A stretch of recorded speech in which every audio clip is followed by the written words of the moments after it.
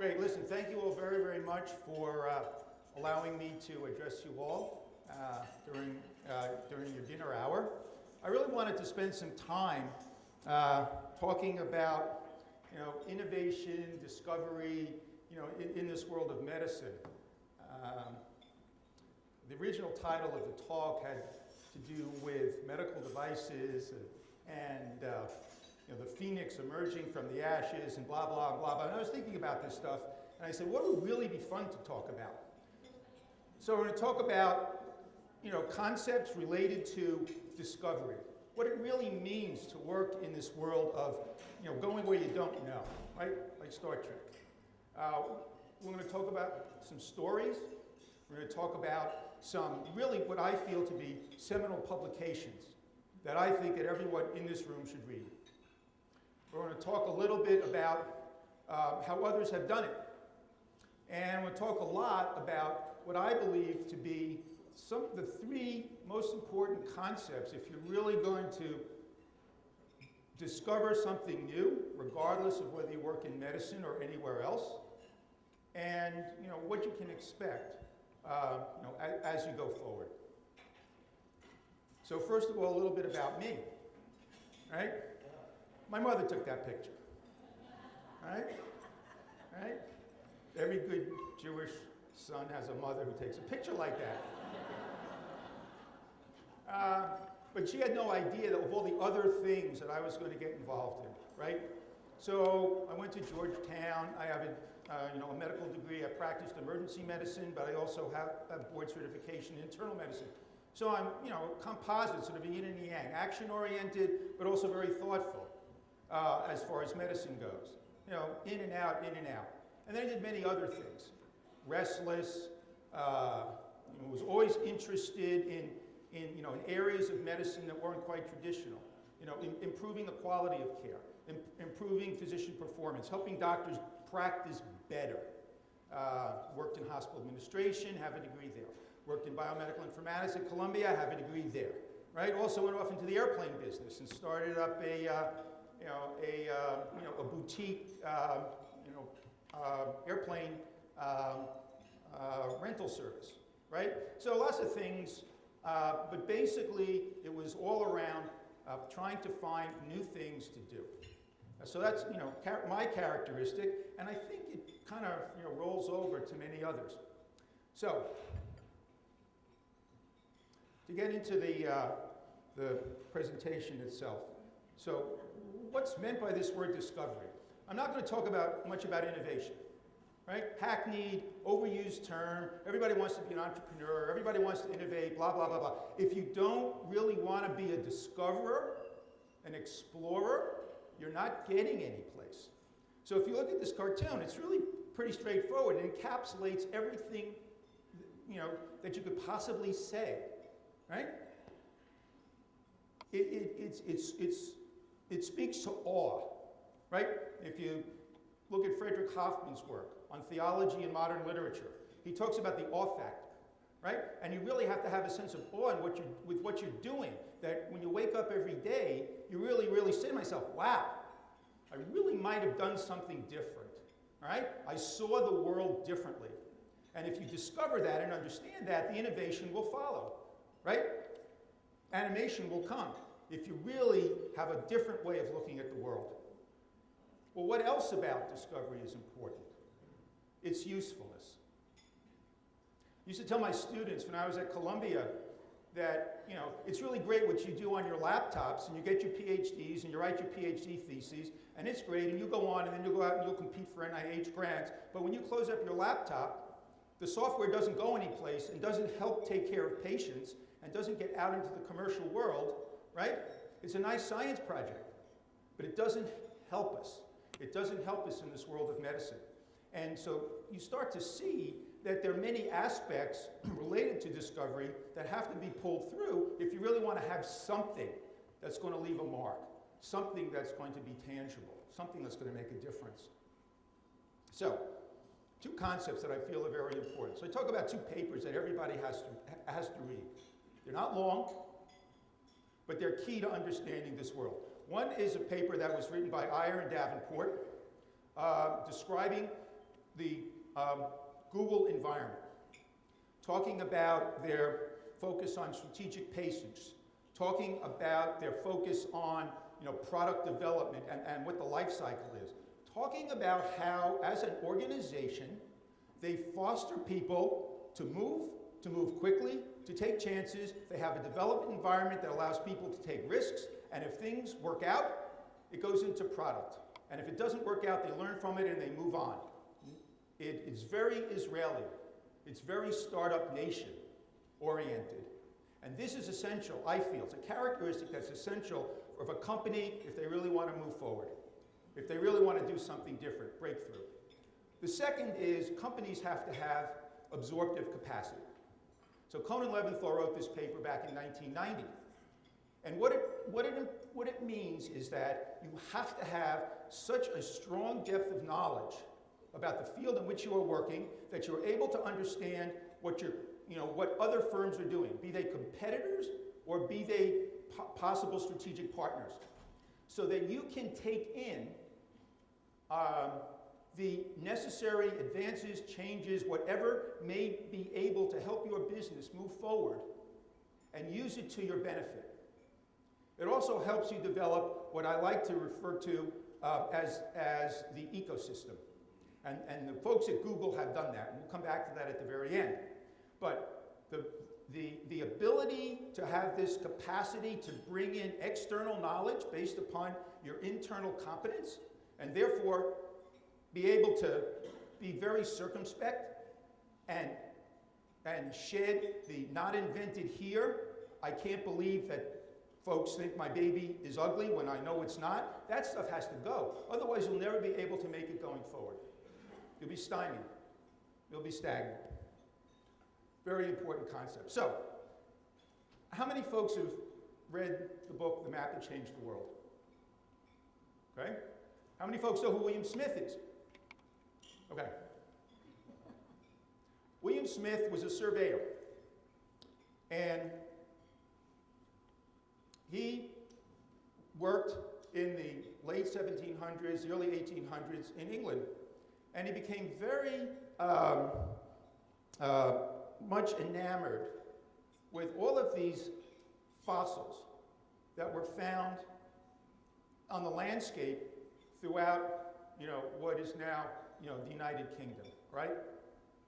And at that time, coal was very, very important to driving the Industrial Revolution. So the English gentry were all very interested in whether or not coal was on their land. Well, as part of this, coal was necessary to drive industrialization. Well, coal had to come from the land, the faraway lands to the cities to be for use, right? Well, there was no way to transport it effectively in England, save to build canals. So they started building this canal system throughout England so that they could transport the coal more easily. Well, what William Smith found, he found that as they were digging these canals, he saw strata. He saw strata in the land, as they dug, going down, and he started to categorize those strata. And he was able to determine, based upon the fossil concentration, the type of fossils, what kind of soil was going to be present and where coal was going to be found. And basically, his map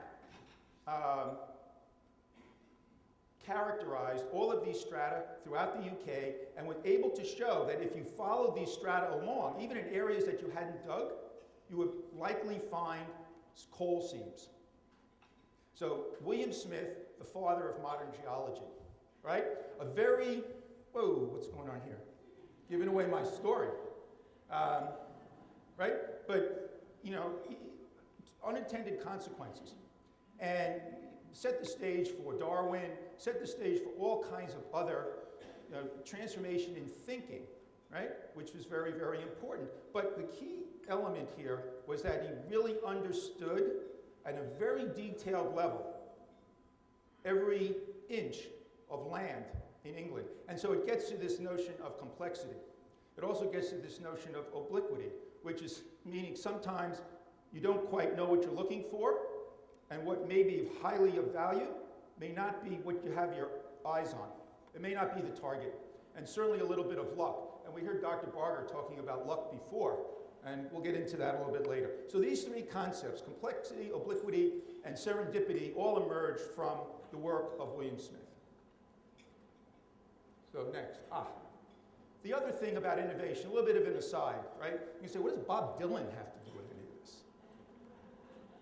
Well, it's mystery. The fun of doing this stuff is the mystery, right? There's something going on. You don't know what it is, but you know there's something there, right? This is why you should wake up every day. You know, if you really want to be, engaged in changing things, right? You have to retain this sense of mystery. Or mystery. So, Bob Dylan, Frederick Hoffman, William Smith. So, now to get specifically into innovation. Who knows who Sam Broder is? Yes, good, right? He's a doctor, right? We know that. You can sort of see that, right? Sam Broder was the head of the National Cancer Institute. Sam Broder was also one of the researchers who, way back before 1989, when he was working at the National Cancer Institute, was the discoverer of AZT, along with two other of the most important HIV/AIDS treatment drugs, to come forward and to be able to begin to stem the tide of that disease, right? And I was talking with him, and he described, in his words here, which you can read, what an innovation meant to him. He didn't know what it was, so it transformed his way of thinking, and then when he tried to do without it, he couldn't. Anyone know what he was talking about? That's what he was talking about. His kids gave him an iPhone. He didn't know why they gave it to him. And we were talking about this.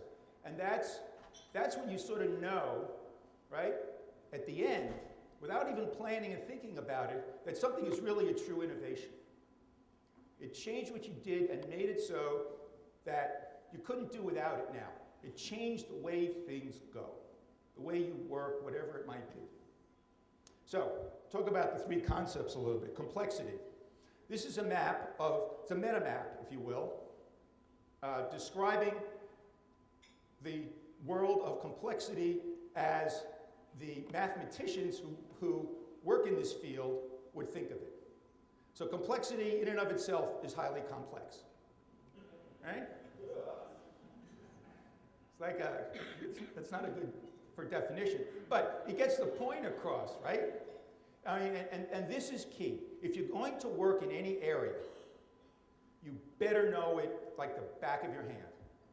You better know everything there is to know about it and more. You have to be expert, right? Just look at some of the companies that came forward, with new product innovations, the people who stuck it out, knowing the field, right? Dr. Barter, knowing orthopedics the way he did, made him stick it out. He knew somehow it was going to work, right? I mean, you look at Sergey Brin and Larry Page. They stuck it out in Google, right? That's all they knew. But they knew it better than anybody else. They had a belief, right? So you can't possibly. This is the basis. You can't possibly bring forward any kind of new, discovery and turn it into an innovation unless you know the field better than anybody else. So the next thing you have to understand is this whole world of obliquity. So it's very simple. You're working with complex systems. We just talked about complexity, interrelationships that you can't even understand, right? Almost chaos-like theory.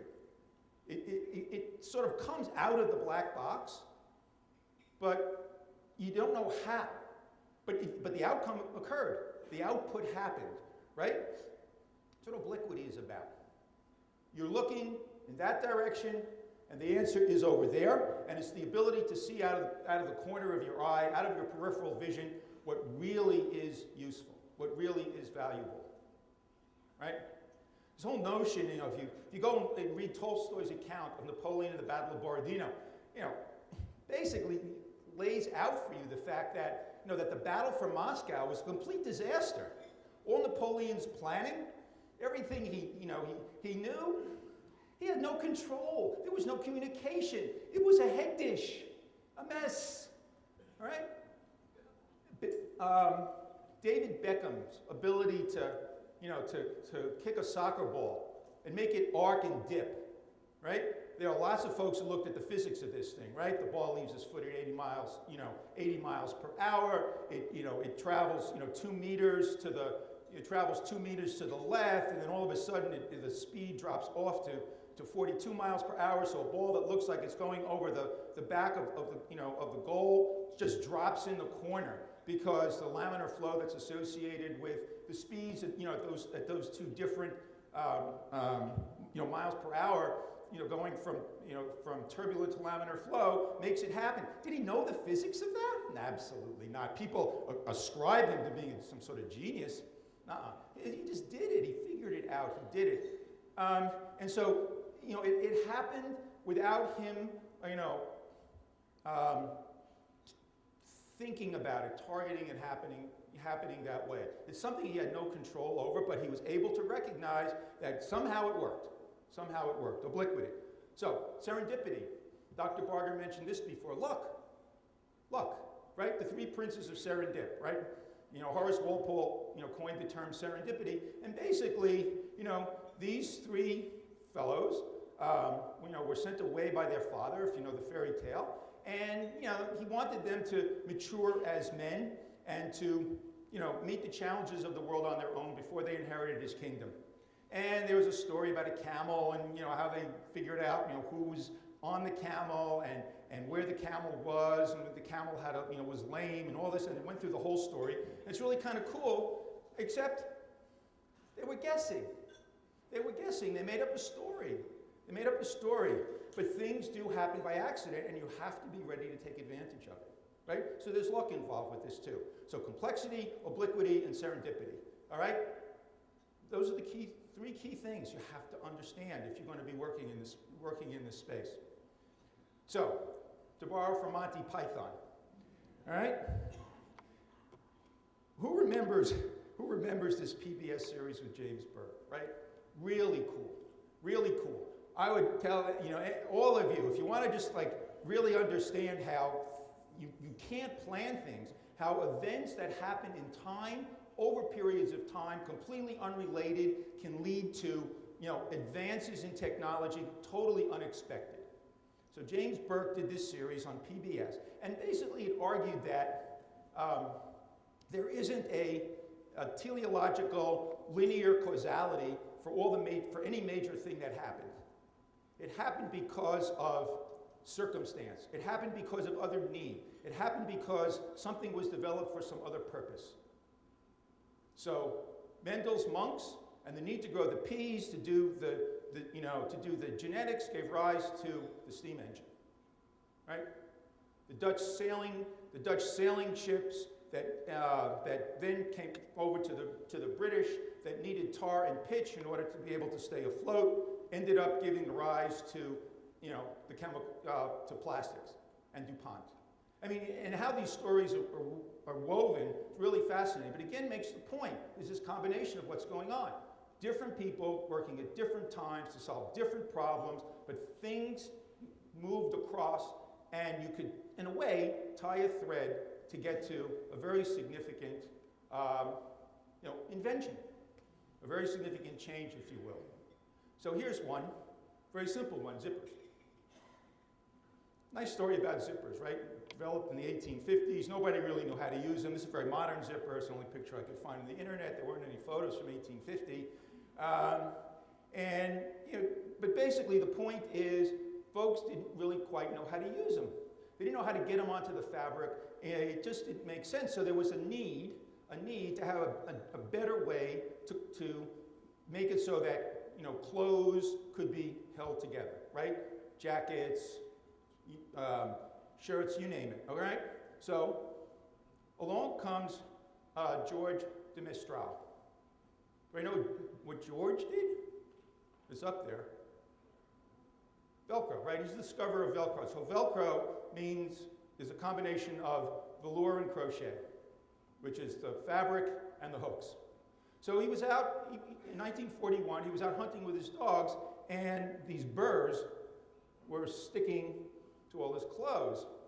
So he said, what's wrong with this? He goes home, he looks at them under a microscope, and he sees all the little hooks. that are associated with these burrs, which enabled them to stick to clothing. So he was looking at one thing, but he decided to take a peek with a microscope, completely different direction, and said, aha, and filed a patent. Patent in 1951 was the first patent for Velcro. All right? Problem was, couldn't make it. Manufacturing process couldn't occur, couldn't happen, right? He was working for 8 years, I think, 10. Finally got the process to work. Well, again, obliquity, things that you wouldn't expect. His second marriage, right, to Monique Deboutin, right, who also was, anybody know? Ian Fleming's consort, and appears in his novels as some of the sirens who seduced James Bond, was into nylons. So what did he find out? He found out that if you heated nylon with infrared, all right, you could make the hooks on a large scale, right, an industrial scale, so you could create the necessary material for Velcro, right? Second patent. So you have this, and then all of a sudden, nobody knows what to do with it, right? Didn't know how to make money. NASA liked it. Why did NASA like it? NASA liked it because the astronauts needed ways to be able to close their spacesuits. And to close the spacesuits, and feel comfortable that the closure was going to be reliable, wasn't going to break open, it was easy to do, right? You know what astronauts with the big gloves and all the other stuff in space, and they could find ways to, to hold, their food and everything else that they need. You put a Velcro patch and you stick, Velcro on the bottle, you stick it on your arm, all this kind of stuff. So the folks in NASA, and eventually what happened is this, right? They began to realize that this kind of material, if you process it in a way that is temperature resistant, can solve the problems of weight associated with affixing insulation to spacecraft. The Boeing patent, right? Made it possible for the Challenger spacecraft to go, to fly, right? Without burning up, coming back into the atmosphere. You couldn't get up because if they didn't have this mechanism, it would weigh too much to try to affix the insulation. They couldn't glue it because the glue all came undone at the temperatures, both on the liftoff and the reentry were too hot. So this solved that problem. So you can see from the, again, the zipper problem ended up with the Challenger spacecraft. Pretty cool, right? But you don't know it. You don't know it moving along. So in the end, just to sum up a little bit, innovation is certainly about having a product, but the process of discovery is what's really cool. And and I do this in Philips all the time. I really like finding out how things are going to work, and then we're able to bring it into product and commercialize it and such like that. But the real fun, the stuff that keeps me going and running my research organization against all odds in a Goliath of a company, is the discovery process, the mystery, the awe, the fact that I don't know, where I'm going to be when I, turn a corner. That's the cool stuff. That's the cool stuff. And certainly if you do it well, right, you add to a whole body of knowledge, right, you increase the, wealth of the economy, and it really makes your day. So in the end, very simple. If you absorb all of the works that I show you up there on the screen, you'll really know what this is all about. You'll really know at least what I do every day. And I think it's a lot of what